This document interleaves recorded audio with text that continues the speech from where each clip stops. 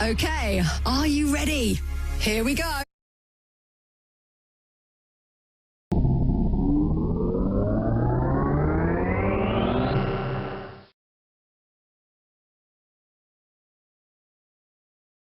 Tuesday.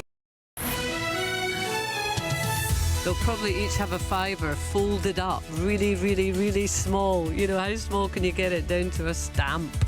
Always handy right enough. I got caught out yesterday, so I can't be quite so smart about it. Right, good morning to you. It is Tuesday the 10th of September. This is Kay Adams with you till 12 on BBC Radio Scotland.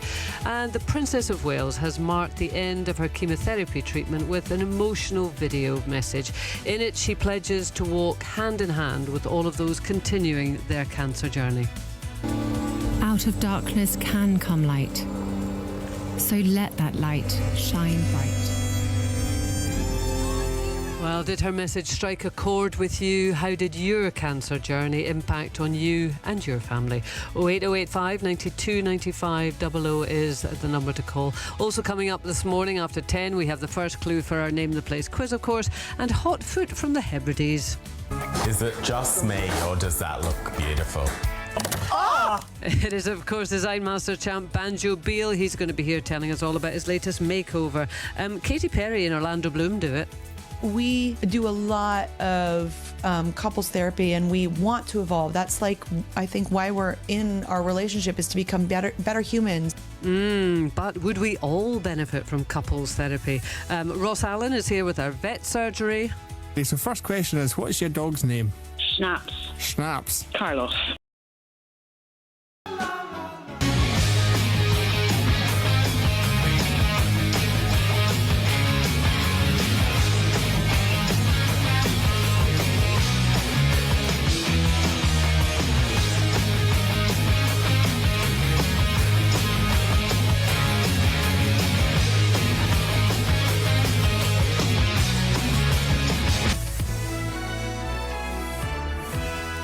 Always have our first clue for Name the Place, our treasure hunt on the radio, just after 10 o'clock on a Tuesday. Professor Carol Huff, Professor of Onomastics at Glasgow University, supplies us with 6 clues. They look nice, short and sweet today, actually, casting my eye over them. And we do have the easy peasy clue at the end, which is an anagram. I'll give you that one about 11:30 if you haven't managed to work it out before then. But do try. When you hear this sound...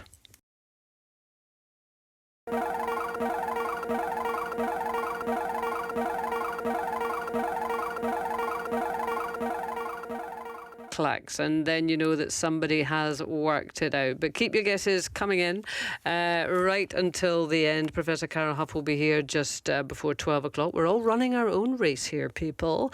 But here you go. This is clue number 1. Today we have a highly defensive place name.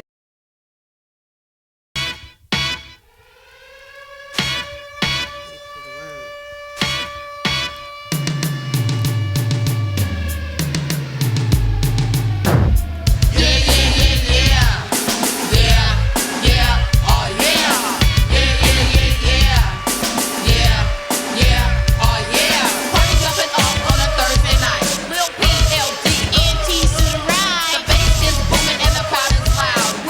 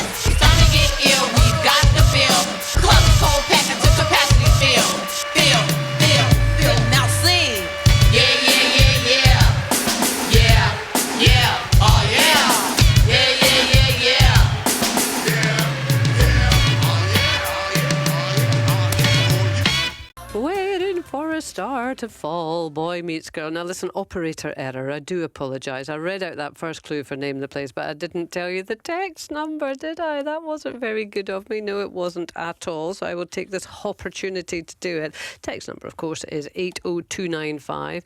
If you are guessing in our Name the Place quiz, and I hope you are. I think the clues are looking good this week. Short and sweet, not too complicated. Clue number one. Today we have a highly defensive place name. Sheila from Paisley didn't need to know the text number because she obviously knew it off by heart, and she's saying Kirkintilloch. That's wrong. So you got the place name wrong, Sheila, but you did get the text number right. So this is good. 1 out of 2 ain't bad. Frank in Edinburgh is going for Black Ridge. So strike both of those off your list. Thank you very much. Today we have a highly defensive place name. That is clue number one. Sandy in Crieff, it's not Dundee either, so you can strike that one off your list too. 80295 is the text number. Now, if you want a makeover on a pub in the Hebrides, who else are you going to call than interior design master Banjo Beale? He is back with another series of designing the Hebrides and was given the job of transforming the Puffer Pub on the tiny slate island of Easdale, and he joins me now in the studio. Morning, Banjo. G'day, Kay. How are you? I'm good. You're hot off a hot ferry, yes? I am. The last ferry from Mull for the day. I think they're all cancelled. Oh, that's quite romantic, actually. It is. Not when like your husband and dog are on the other side. Just waiting for the next ferry. It's like I'm single now. Oh, well, for a little while anyway. And we also have Genya Liepert with us, who is the owner of the Puffer Pub on Easdale. Good morning to you, Genya. Good morning. Good morning. Are you a happy pub owner? Oh, definitely. Yeah, we are really thrilled with the outcome. Good. Well, we've got that out of the way. That's really nice, isn't it? So this is Designing the Hebrides, Banjo. It returns next Monday. Am I right? Yeah. All episodes, 6 episodes, will be on the BBC iPlayer on the 16th, and then it'll go weekly on the BBC Scotland channel. So this is the second series, yeah? Yeah. Yeah. So just remind us of the concept. Well, I mean, it's me and my kind of motley crew of tradespeople, all my friends from Mull that were just available and kind of knew their way around a toolbox. And we travel through the Hebrides and do up all sorts of places like pubs and apothecaries and ice cream parlours, all sorts of weird and wonderful things. And, you know, we're up against kind of tight deadlines, tighter budgets and, cancelled ferries. So it's a recipe for disaster because I'm also very disorganised.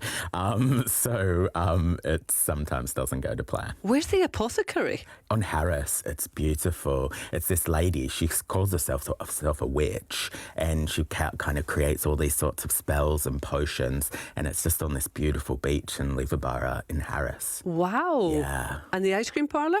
That's on South Uist. So it's a little lady who, she just works for the NHS and then needed a bit of extra dosh, so she started making ice cream, and she wanted a little ice cream parlour on wheels, so I bought her a caravan and did it up, and now she's like, business is booming. I'm in. I'm just totally in already, my goodness.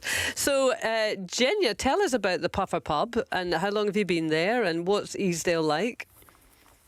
Well, we are just coming to the end of our 3rd season of owning the Puffer, and it's been quite a unique experience. So most of my life I lived in London, originally from Canada, and when we moved up to do this, I don't think we quite knew what to expect.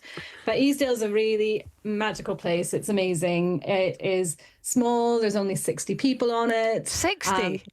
Yeah, 60. I mean, I used to have 60 people in the carriage of a tube, and now it's 60 people on the whole island.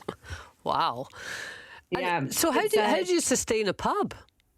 Well, this is it. It's a pub and restaurant. So on one side is 2 old mining cottages. One side is the pub. The other side is the restaurant. So the restaurant is open during the day for coffees and cakes and food. And then the pub is really the kind of hub in the evenings, and definitely the hub for the community all through the winter when everything else is cold and wet. God, you have a blast up there, don't you? I mean, it's like a lock-in every night. Except not. No, of course you wouldn't. Never. Never, ever. So what was it that made you think, Genya, I need banjo? Well, the pub hadn't really been touched for quite a while. I think it hadn't really been touched since the 90s. And it was styled after the puffer boat in a very literal way, which was very unique and interesting, but was getting a bit tired and was a bit dark and needed just a bit more modernization. It also needed to feel a little bit like the rest of the place, which was a bit more bright and sort of breezy and a bit more modern. So we had to find a way that we could make the pub more welcoming during the day as well as in the evening, but wanted to retain some of its original features and uniqueness, and obviously didn't want to upset the people who knew and loved the puffer and had been going there for years and years. Well, yeah. So it was a real I can imagine that was a real concern, how you balance those two things. So, Banjo, first impressions when you walked in? Well, I mean, I love it. And I think having lived on Mull for so long, I know number one rule is don't mess with the local pub because people, that's, you know, where you have your christenings, your birthdays, your marriages, your funerals. It is the heart of the community. And I know that's the meeting place on Easdale. Everyone had so many memories attached to it. And the pub and the puffer, that was fine the way it was, but according to all the locals. But for Genya and Rachel, they wanted to put their kind of spin on it, and it was a bit tired, and people weren't kind of using it as they used to. So my biggest challenge was converting the locals and bringing them on the journey with me, and they kind of weren't happy at the start. They were sad because that was their pub, and they didn't want it to change, and I don't want to be the guy that comes in and, you know, changes everything. So I wanted to understand, you know, why, you know, what they loved about it and how I could still kind of retain the heart of it. And plus, I want to go back there and still have a drink. I didn't want to get run off the island. But you'll have to wait and see if we converted them, because it was the biggest challenge. Even my partner told me not to do it. Oh, really? Like, don't mess with a pub. Oh, wow. So, I mean, Genya, did you have an idea of what you were looking for and brief Banjo, or did Banjo breeze in and say, I know what we're going to do? Well, Banjo came in and he had an idea of what he wanted, but it didn't match with what we wanted. So I think we threw the spanner in right at the beginning because we really needed a place that could be used all through the day as well as in the evening. And I think Banjo maybe wanted something that was just a little bit cozy and nighttimey. So yeah, so we kind of we challenged him right from the get-go. Yeah. And the cameras and a fly on the wall to all of this, is it? Well, I mean, I think the thing about an interior designer is to give people what they never know they always wanted. So that's the most terrible spin I've ever heard in my life. So, I mean, there was what Genya and Rachel wanted. And that's what they were going to get. Yeah, what they were going to get. So I think we all won in the end. It's a beautiful pub. I don't know if... I think, yeah, I sometimes just tune out when the client's talking. Sorry, Genya. But I kind of see the end result, and I want to make it work for them because it is their business, it's their livelihood, and they need, you know, season is short when you live in a place like Easdale. They're up against it with the weather, and, you know, they've got to make hay while the sun shines. So I wanted to make sure that the pub really worked for them so they could kind of carve a living in the few months a year that people are there. Yeah, I mean, actually, on a broader point, I mean, obviously, you're an interior designer and you have visions, a very creative person, but is a large part of your job having conversations with the client and, in this instance, with the wider community? Yeah, I think so, because especially being an outsider and living somewhere on Mull and seeing how things work and, you know, understanding that tourism is an important part, but people actually live there. It's not a theme park. People are trying to make a living. So it's understanding the challenges of kind of logistics, locals, you know, history, you know, so you're kind of part like historian, you're a marriage counselor, like you're the, you know, you're so many hats you're wearing to try and get to, it's not just kind of fluffing cushions. When you're doing it in a small place, you're kind of wearing lots of hats. Yeah. Well, I guess, Genya, the key question is, are you happy? No, I am happy. I think you did a really good job of balancing what we wanted and surprising us in the same regard, because there were a lot of things I didn't expect to see. But it's really beautiful, and it's become much more usable a space. Right. You know, we have a lot of people who actually request for their table to be in the pub when that never happened before. I can tell you that. So that's always nice. So when people really has want it to got be there. the thumbs up then from your local community? Oh, well, to my face, they've said yes. So I hope that's a yes in reality. Well, I guess the proof of the pudding's in the eating, as you say. And I mean, if people are actually requesting to spend time in that space and they wouldn't have previously, that's got to be good. Yeah, absolutely. I agree. Yeah. Did you enjoy the experience, Genya? Ooh, enjoy is an interesting word. It was daunting. It was really nice to work with Banjo. Banjo is an absolute gem. But it was scary to, you know, hand over the keys and walk away and not be able to see anything for a good few days and not know what's happening behind closed doors. So it was definitely daunting. But yeah, I think in the end we were certainly happy. So it was worth the nerves. Oh, God. Well, that's good. Oh, listen, I'm watching this. I am absolutely watching this, designing the Hebrides. Banjo, just before I let you go, though, you got a book out? Oh, I do, yes. It's called A Place in Scotland. It's kind of my little love letter to Scotland. I think I found my home here, and I travel around the country for Scotland's Home of the Year, and I see the most beautiful homes, and, you know, and Scotland, I think, is really kind of punching when it comes to design. No one's really taking notice, but something's happening here. There's some really interesting places and spaces and people doing really remarkable things. So we've put this book together that celebrates the best homes and hotels from like, you know, World War II control towers to bothies and castles to just tiny little tenements. And it's just a beautiful little interior design coffee table book that celebrates Scottish spaces. Yeah. God, you've got my Christmas sorted, you've got my winter viewing sorted. There's a boy. Well, Banjo, thank you very much indeed. So Designing the Hebrides, once again, returns next Monday, 16th of September.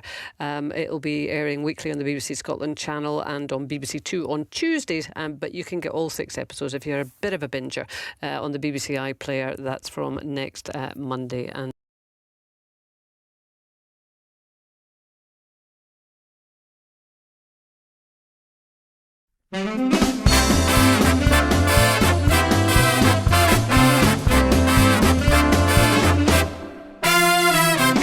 Hello, we're back again, so everybody cheer. We've used up all our holidays till Christmas and New Year. So thanks to Scots and Chappers for filling in our show. They're not as good as we are, but you probably already know. The Chris Moyle Show. Right, it is 10:26. Well, I was chatting to Banjo there. My goodness. Name the Place is going absolutely gangbusters. We've got so many guesses coming in. Today we have a highly defensive place name is clue number 1. Mike in Port Glasgow's back on the scene, people. He's suggesting Rathel. Well, you know, early guess, Mike. You're going to have to keep going because that one's not correct. Tom and Lewis is going for Dumbarton. Guardbridge, says Linda from Guardbridge. John and Ellen is going from Lossiemouth. No, I'm afraid we have got no correct answers yet. Peel Rig, says Julian Letham. Linda's on holiday in Shetland. I hope you're having a lovely time, Linda. Ron's in for Ian's in Perth. They all think it's Fort William, but it's not. Fort George, says Kim in Bonnybridge, no. I'm going to give you another clue after all this, by the way. Fort Augustus, people are going for all the forts, aren't they? That's Alice from 9 Mile Burn, who's making tablet for her daughter's wedding on Saturday. Oh, I love a bit of tablet when you go to a wedding and it's in that wee kind of gauze. Marvellous stuff. I bet it's better than Karen McKenzie, so you break your teeth on that stuff. Is it Stirling, says Anne? It's not. Loads of people going for Fort George. Not Fort George, it's not Fort William. Strike those off your list. And Leslie in Edinburgh, it's not Preston Pans. You need another. Oh, Fort Ludo, says John. No, it's not that either. Here is clue number 2. Whilst you're on it, you're all on it, I can feel it. Clue number 2. A sunny clue comes from Connell in Argyll and Bute. A sunny clue comes from Connell in Argyll and Bute.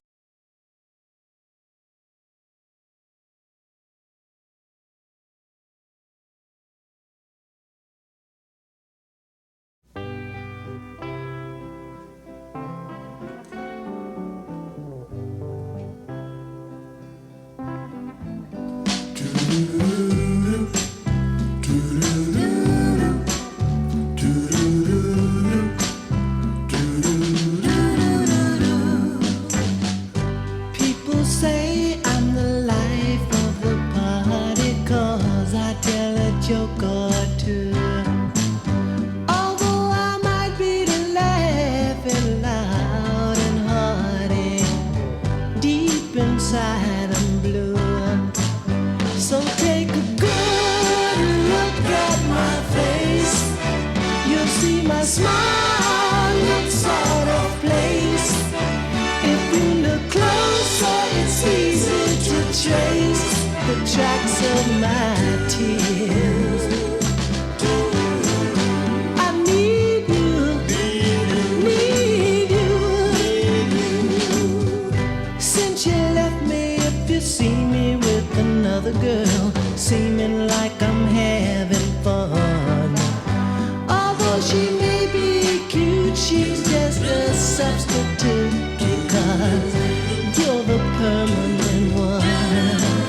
So take a good look at my face. Oh, you see my smile. Yeah, look a little bit closer and it's easy. Oh, the tracks of my tears. Oh, I need you, need you.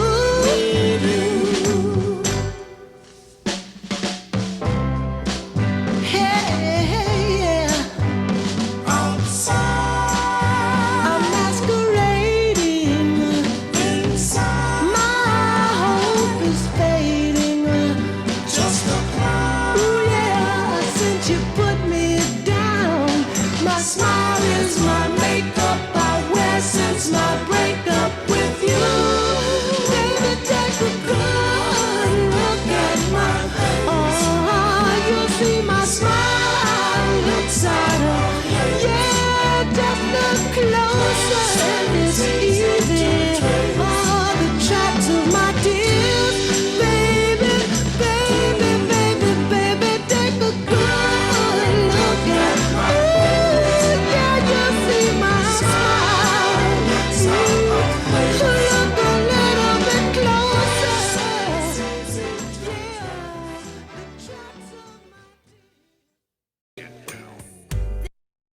BBC Radio Scotland.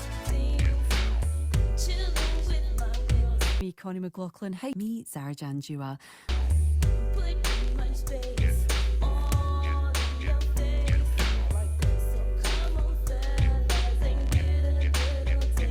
On BBC Radio Scotland.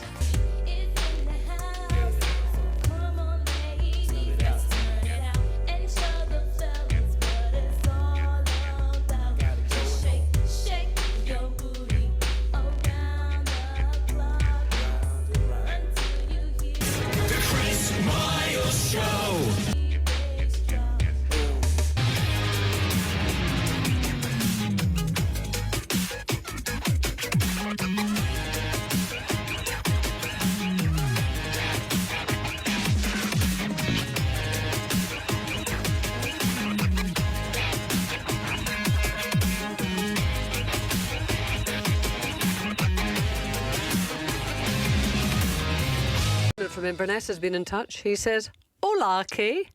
He's feeling in Iberian mood, I think, is Simon from Inverness. He thinks it's Dingwall.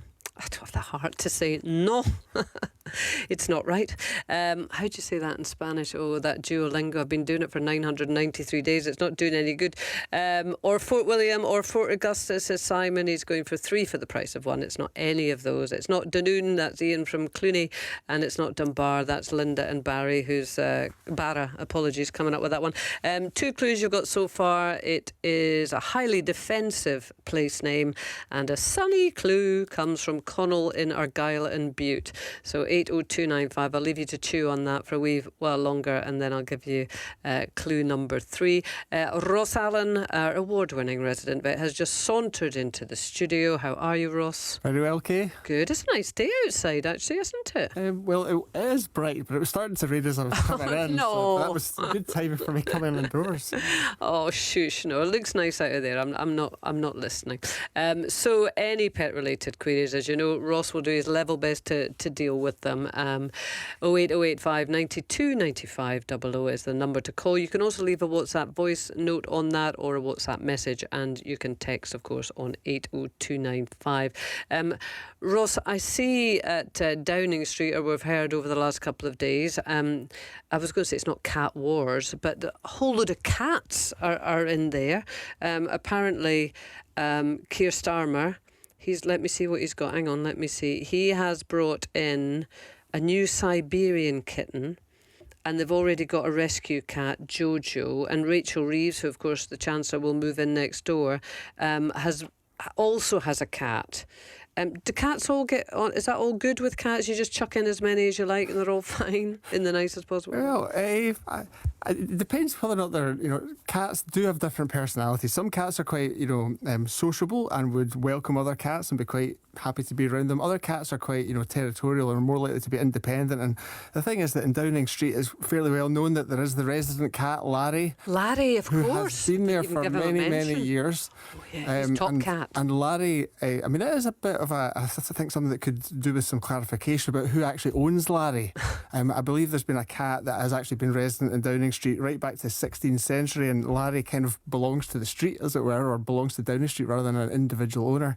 But the thing is that Downing Street is larger than maybe we suspect. Certainly that they've got a back garden, which we never see Larry there, So in terms of cats and their own spaces, I'm not familiar with Larry being in the back garden. He's more out the front, isn't he? You've been stalking Larry, haven't you? Maybe know a bit too much about Larry. So I think the thing is, these other cats getting in on the patch, as it were, it will depend on their personalities, and probably it will be wise to kind of introduce them to each other gradually, and hopefully they'll get on. Right, okay. Oh gosh, I didn't realise it was just quite so I think tricky. There's lots to it, and there's also, I think the word is the optics. I quite like the thick of it on the on the BBC, and I'm sure there might have been some committee meetings about cats coming into Downing Street, because the Keir Starmer was supposedly deliberating whether or not to get a German Shepherd dog. I know, that was a bit of a leap, wasn't it? From a German Shepherd to a Siberian kitten. A Siberian cat, and the Siberian, there's these breed descriptions. Siberian, that's an unusual choice, but Siberian cats are described as being agile jumpers, strong, powerfully built, barrel-shaped chests, and strong and agile and things like that as well. But it's quite an unusual choice of cat, not one that I'm very familiar with. I suppose because I'm not a cat person, I'm not even a dog person, although I've got one, but I can see there's a lot of deliberation over what breed of dog that you're going to get, and that's very wise, isn't it? Because you've got to look at your family setup and all sorts of things. Do you have to put that much deliberation into what kind of cat you get, or do you just go, that one's cute? Well, the majority of cats that we encounter are, moggies, like domestic short-haired, domestic long-haired, this kind of thing, and they're great cats. There's nothing wrong with them whatsoever, and I don't think you need a lot of deliberation if you're going to get one of those. There are, though, some breeds that are, very pedigree breeds that do have different personality traits. So, like Siamese are very vocal, noisy. Hi, I'm Siamese, if you please. Or if you I don't. love that. Yes. And so maybe some, thinking about that carefully if you're thinking of getting Siamese. And you get other breeds like Maine Coons, which are big, strong cats. Got a friend with a couple of those. They're like horses. Yeah, and they sometimes can be a bit, or maybe a bit more keen to let you know that they're there, and that might not go down really well with every family. So, yeah, if you're thinking of getting a pedigree cat, definitely do your homework, read up about their personalities, and go to meet people that already have them and get used to how they behave. Right, See if it's going to work for you. Well, maybe we'll get some cat questions this morning. We always do get some cat questions and dog questions, but we like a bit of variety. We like a bit of exotica, don't we, Ross? We'll try. You don't like it as much as I do, but never mind. 80295 is the text number, but pick up the phone and give Ross Allen from Pets and Vets Glasgow a call. 08085 92 95 00. Mike in Port Glasgow's coming with another guest for Name the Place. Is he Greenock? He's saying, is it Greenock today? No, it's not. So let me give you another clue. Ross is going to be back from 11, by the way, but the lines are open now. 08085 92 95 00. Clue number 3 for Name the Place. It forms a group of 3 with Bonchester Bridge in the borders and the Orkney Islands. Ooh.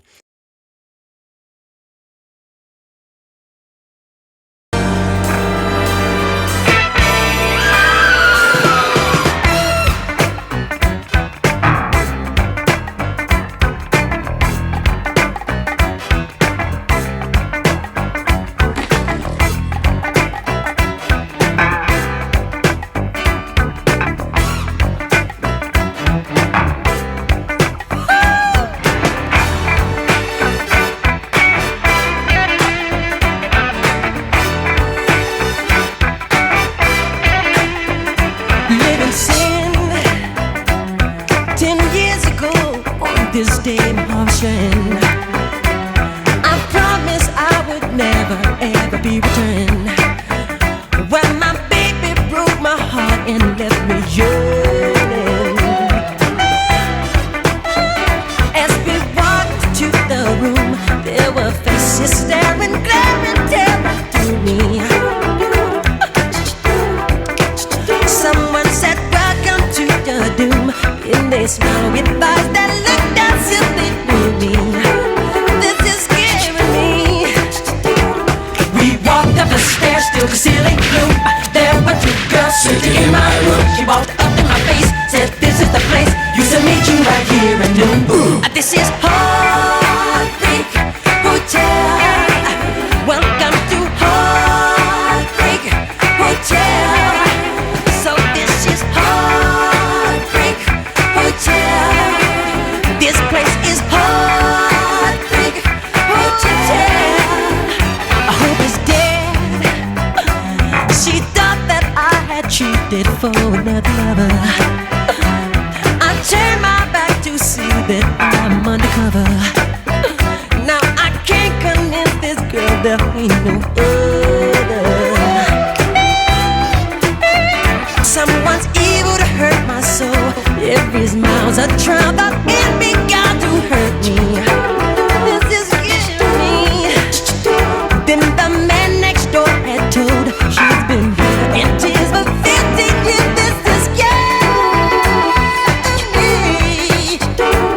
We came to this place where the vicious crept. Found that wicked women run the strange hotel. It was separate and Sue, every girl that I knew, and my baby said love is through. This is Heartbreak Hotel. Welcome to Heartbreak Hotel. So evil Heartbreak Hotel. This place is Heartbreak Hotel. Someone's got my heart. This is Heartbreak Hotel. 10 years ago